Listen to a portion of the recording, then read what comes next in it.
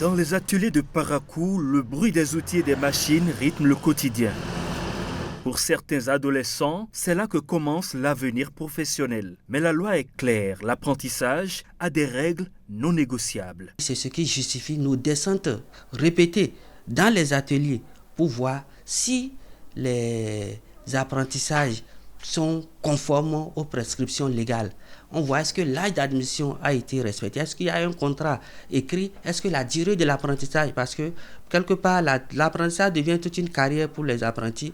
On rentre et puis on ne sort jamais. Premier critère, l'âge. Au Bénin, tout n'est pas permis. Les métiers qualifiés de légers, l'âge minimum d'admission à ce type d'apprentissage, c'est 14 ans. Il faut 16 ans minimum pour être initié aux métiers qualifiés de dangereux. La charpenterie, la soudure, la tôlerie, visiblement, c'est des métiers qui, de par leur nature, exposent véritablement à des dangers énormes.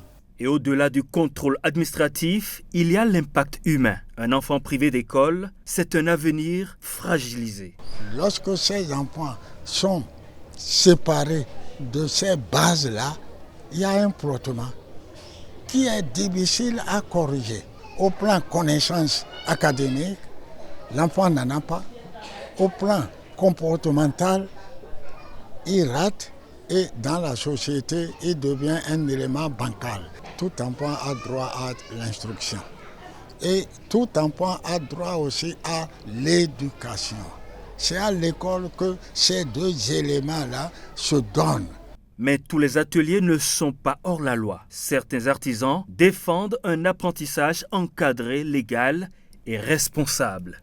Si vous n'avez pas atteint le niveau de la 4e, on ne vous prend pas. Pour avoir le CQM, le contrat est dedans.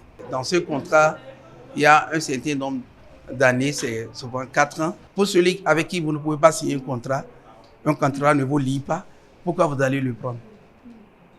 Là, c'est une exploitation.